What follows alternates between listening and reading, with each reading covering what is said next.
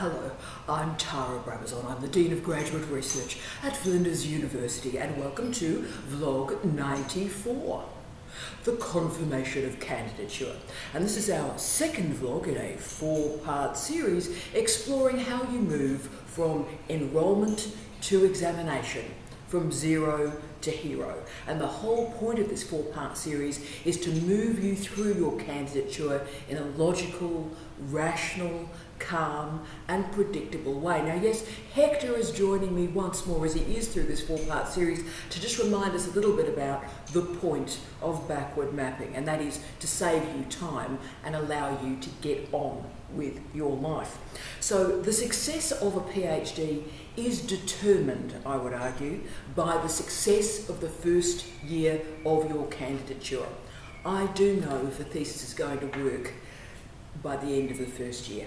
So firstly, what we're going to talk about is the work that you need to produce in the first year as part of your first milestone, the confirmation of candidature. So if you will, the work you have to report as done in that first milestone. But then the second bit, the last little bit of this vlog really, is going to talk about backward mapping and what you need to state you're going to do before the next milestone. So there's 2 parts in this. You report, this is what I've done, and the second part is you report, this is what I'm going to do. So let's talk about the confirmation of candidature. This is the deal breaker moment in the Australian PhD. We are assessing you, and we are assessing your project. We are assessing if you can complete a PhD in 3 years. There's no way to pretty this up. We are assessing you, we're assessing the project. Now, in many universities in this country, including the University of Western Australia, you enrol in a PhD and you're granted provisional status until that confirmation of candidature. So in other words, you're not actually properly enrolled until you go through this confirmation of candidature milestone. Now at Flinders, we're not as cruel as that. When you enrol in a PhD, you indeed are enrolled in a PhD, you are a PhD student. But the bottom line and the difficult bit of this story is that yes, your candidature can be stopped, it can be removed if you don't get through this first milestone, the confirmation of candidature. So as you can see, this is really important, and I can hear a lot of my colleagues, particularly in the United Kingdom, go, when exactly is this confirmation of candidature? Because in the British system, obviously, the confirmation of candidature is between the 2nd and the 3rd year. In Australia, it's much, much earlier. It is at some point in the first 12 months.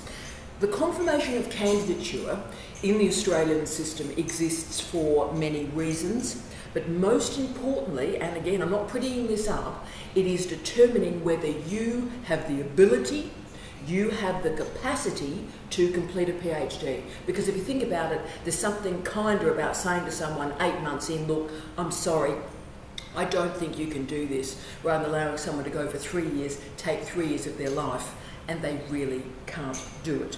So there are lots of proxies that we use to assess you and your ability and your capacity and the strength of the project. So we use proxies in the first year to assess how you are going and what we're looking for in this early stage. So I'm going to be really overt in this vlog and tell you what we're looking for.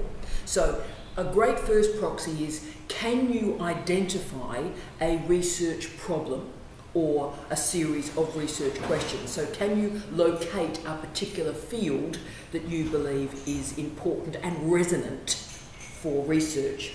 So what is the point of the research that you are doing? And indeed, if you can get there, what is your original contribution to knowledge? And if by that first milestone you can complete the sentence, my original contribution to knowledge is, then you're doing very well.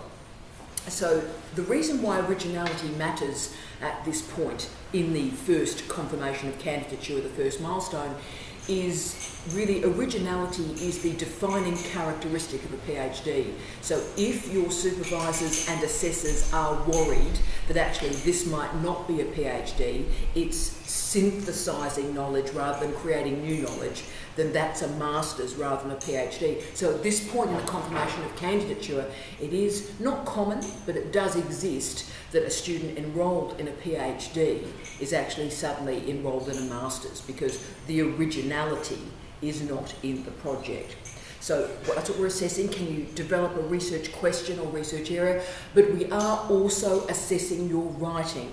And this is really significant. You are going to have to present a big bit of writing, a literature review, a systematic review. We are assessing your capacity to write and sustain and configure an argument. We're also looking at your proposal, but we're assessing your proposal with that meta functionality in place. I'm looking at your prose. Can you actually write? Have you got the vocabulary to demonstrate that heightened level of scholarship? We're also assessing your methods selection, so I'm looking at your methodology, your methods, your capacity to understand the difference between those two terms, and the ethical requirements that are going to be necessary. We're also assessing, one of these other proxies we're assessing is time management. I'm looking at your capacity to plan. So whenever you do that confirmation of candidature between 6 months and 12 months, I'm actually looking at the body of work, the scale and scope of work you have already produced. So are you demonstrating commitment and energy and motivation to actually do the heavy lifting and work, right? So have you got that planning skill? Have you got the time management skills required? And also, of course, we're assessing your capacity to backward map, to put in place goals for the next year. We're assessing your capacity to do that, and we'll give you a few hints about this, Hector and I, at the end of this vlog today. Another proxy we are looking for is oral communication. So have you delivered your research in some form? It may just be a college-based seminar, and that's fine. It may be to your lab. All those sorts of small sessions are important, and they're enough at this early stage to show that you can disseminate your research. But at this point too, I do want to sort of, speak up for the digital brothers and sisters and say, look, 1/3 of our students are outside of South Australia. And asking you guys to come onto campus to deliver a 45-minute presentation seems a little bit rich to me, to be frank, with all the digital capacities that we have. So always remember that your oral communication skills can be demonstrated in a whole series of other ways. Many of you know a lot of my students are outside of South Australia, and we do weekly podcasts where we talk about their research. So of course that's a great proxy to see that the students actually can reach those levels and can communicate their research. So we simply list those podcasts and demonstrate, yes, this student is great at thinking through and talking about their scholarship. Right, so all that stuff is a proxy to see how you're going. Are you okay? Is this project okay? At this first stage in the confirmation of candidature or milestone, there are also crucial compliance issues that you need to make sure are in place. So export controls are incredibly important for our students in science and engineering in particular. Biomed, a little bit perhaps, but it's mainly science and engineering. So does your research have a defence or military use? We need to get this signalled on your paperwork and on your candidature as soon as possible, because it actually sort of changes everything, interestingly enough. Changes how your examination occurs at the end, and also, for example, it means you can't put your research through Turnitin, because Turnitin holds the research in an American-based database. So in terms of export controls, that's a bit challenging. So I know it seems weird, but if you can do export controls at this early stage, it really helps us plan what your candidature will look like, and there are great differences. Also, if you've got third-party agreements, so does your thesis have some sort of relationship with a third party? Might be an industry partner, might be a funder. Specify that here, and the IP consequences of that third party agreement. Also, research integrity. Wow, this is important. Please, right at the start, make sure that you and your supervisor have made overt agreements, and I put them in writing, to be frank, about the authorship of publications. With my students, I have that conversation and then put it in writing after the first session. If I write it, it's mine. If you write it, it's yours. If we write it together, it's co-authored. If you and your supervisor have different arrangements, then please make sure they are clear, precise and organised really, really early, and certainly before you go to the confirmation of candidature. Okay, so that's the stuff, the paperwork you need to think through and fill in. But what actually is going to happen? What are you going to need to present to your supervisors and your assessors? What's the suite of stuff you have to create? And yes, this is important. You will have to present a research proposal of some kind. There is no template for that. I know people go, oh, these are the headings. Look, there are so many different types of research proposals out there. I'm comfortable, but I'll tell you a little bit about what we're looking for. And the first thing I would say to you is it is not the research proposal that you presented to get into the candidature.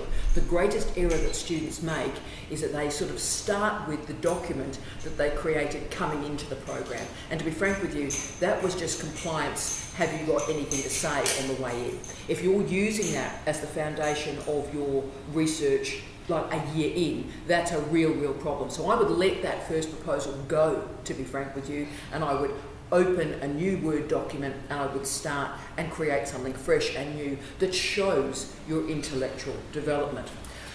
What can be in a research proposal? Lots of things. Obviously the title has to be there. It can be a working title. A lot of titles change in a PhD, but if you can get it right, that's terrific. The summary of your research is great. The rationale for your research. So why does this research exist now and not 5 years ago? Also research objectives, research questions, also your methodology. Do have a methodology section for me.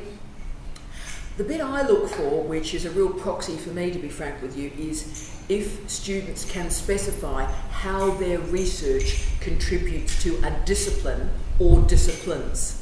Really interested in that. So if a student at this point can say, this is how my research contributes to sociology. This is how my research contributes to speech pathology. If they can do that work, I'm starting to get a lot more comfortable that the student knows what they're doing. Also, oh wow, please have a section on theoretical perspectives. Please, please, please, what is your theoretical perspective? And hammer that down. I've been reading a lot of theses in the last fortnight, a lot. And I'm, to be frank, a little bit horrified, a lot horrified about the theory that's being presented and what are supposedly completed PhDs. You know, they're about to go to the examiner and I'm reading it and I'm going, this is going to fail. This is going to fail because they're talking about postmodern this or post-structuralist that, and they've got actually no idea what exists behind those terms. And like they're going, I have a postmodern perspective. And there's not a single reference after that statement. Wow. So please do the heavy lifting for me and have a sense of your theory, and please read around the theory, show you know what you're doing. There needs to be a literature review or a systematic review of some kind, but that is incredibly discipline specific. And please reference list, reference list, reference list, or bibliography. I read all proposals from the back. I look at your reference list first, and I know whether or not you know what you're doing by your reference list. Full stop. Okay, so that's the basic stuff, the benchmark stuff. This is what we're actually going to need. So can you do it? And have you got evidence to show that you can do it? But also, as I said, the candidate is assessed as well. So have you shown commitment, motivation, vision? Are you showing intellectual ability and rigour? Are you a self-starter, or are you endlessly deferring to your supervisor? Important.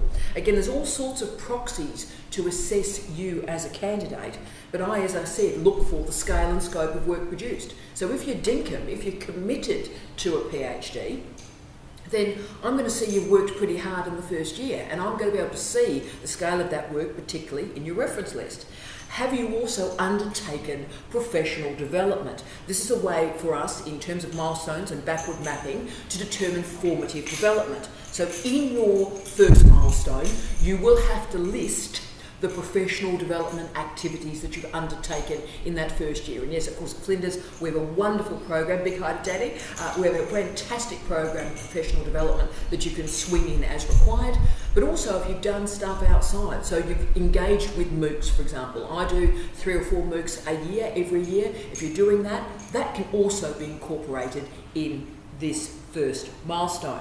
So also remember at this point, in terms of the backward mapping, what you're going to have to report as what you're going to do in the next year, you need to specify the PD that you're going to need, that you require. So what's the stuff right now that you're going to need to do in the next year of your candidature that you can't do right now? So just make sure you've got that PD that you need to be doing also clear. List it.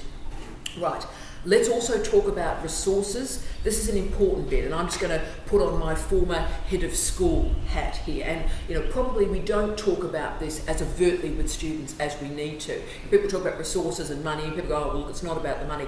Tell you where it is about the money, okay? So you were let into the program because you specified particular resources that you required to complete that program, right? So think about me as a head of school. I have 2 screens up. Here's your application, and here is my school budget, right? So I read your application, and you state, you're coming into the university, and you state, these are the resources you require. So I budget that. I put that on my head of school report, and I have a tally of this is what the PhD students are going to cost this school for this year, right? So if you suddenly, in your confirmation of candidature, state, oh yes, look, I said I was going to need these resources, but now I'm going to need all these other resources. Guys, as a head of school, a head of college at Flinders, remember, we've already budgeted. So if you're claiming you need all these new resources, that money's got to come from somewhere, and often it is the undergraduate teaching budget, which is the largest. So you can see if you're suddenly going, oh look, I need all these things, your candidature could be in jeopardy because the head of school, head of department, head of college are saying, we actually don't have this money. We let you in with these requirements and you're now breaking or breaching that requirement. Yeah, so think about that. So let's also talk about here, and this is probably the big bit, I think. Let's talk about the timing of your confirmation of candidature. The series of documents in this event can be held at any point between 6 months in and 12 months in. Now you can ignore everything I'm about to say, and that's absolutely cool. But when should you hold that event? 6 months to 12 months. So I'll be clear on this. It's good to go early in a confirmation of candidature if you're in the social sciences. So if you're in the social sciences, and particularly you want to do field work, so I'm thinking our guys and gals in sociology, anthropology, hi to our guys and gals in tourism in particular. So in the social sciences, read quickly, get methods, get ethics, get everything going nice and early for 6 months, and then free yourself up as early as possible to get into field work, okay? I'd also say for some of the sciences, and particularly a lot of the engineering disciplines, going early in the confirmation of candidature is a good idea. If you're in a new field, so the literature is finite, then get that literature down nice and early for me, in particular disciplines of the sciences and engineering, and go early, because that allows you then to get and do the bench work, and that's terrific. The challenges in the humanities, this is interesting. It's hard to go early in the humanities. I wish more people would, but it's hard to go early in the humanities because you need to read incredibly widely. You need to really dig into that archive and read widely so you really know what you're talking about. Or else, to be frank, you're going to be humiliated in the confirmation of candidature because people like me or people like my husband, the wonderful Steve Redhead, hi Steve, we come in, we're the assessors, we're asking you questions. And if you're saying this is my theoretical perspective and I ask you 3 or 4 questions on that theoretical perspective and you don't know what you're talking about, that's challenging. So in the humanities, often they go a bit later because they need a bit more time to get a sense of the field and the discipline and the theory in particular. The challenge if you go late is it holds back the entirety of your candidature. So watch for this. Try to hit the ground running for me if you can. Make sure you've got sufficient reading, sufficient planning in place to confirm an original contribution to knowledge and, yes, a strong plan. That's the confirmation of candidature. So what are you going to do? There will be a confirmation of candidature event, and you will have to present something at that event, right? You're not reading the proposal. Oh my goodness me. You're not reading the proposal, you are speaking to the proposal, and you will be questioned on it, and quite robustly.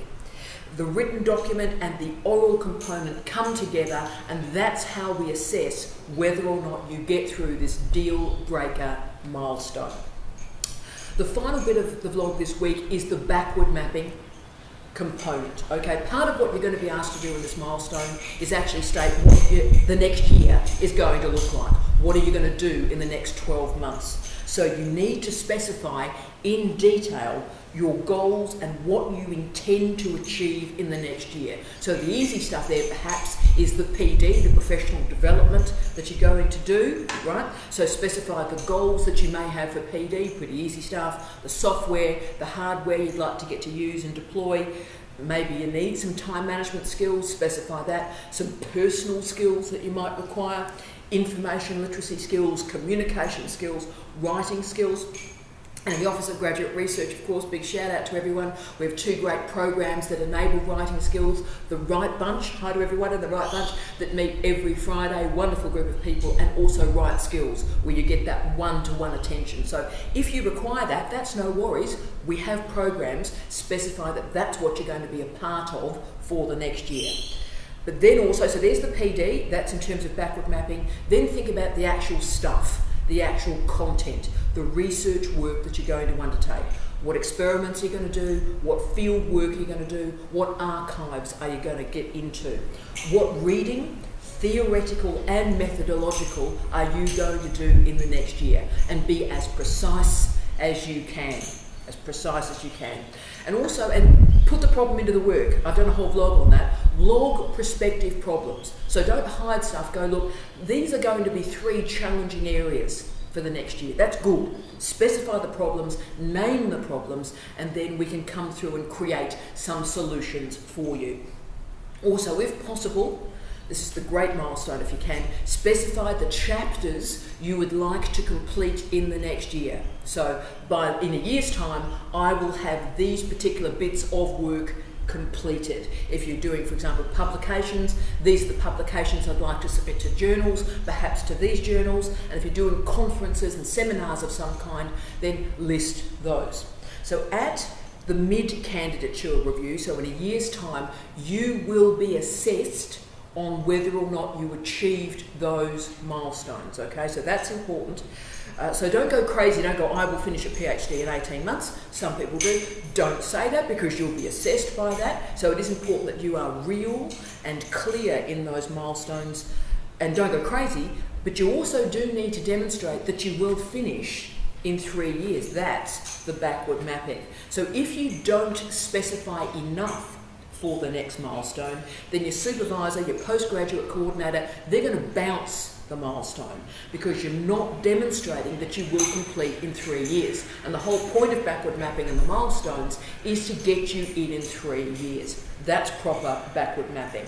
So you need to balance ambition and doability, and that's quite a hard balance. You need to demonstrate how you will finish in 3 years. So these are your milestones. This is our first milestone, confirmation of candidature. This is, yes, backward mapping. So remember, be innovative, be ambitious, show how great you are in this first milestone. So I wish you love, light, and peace. Tea out.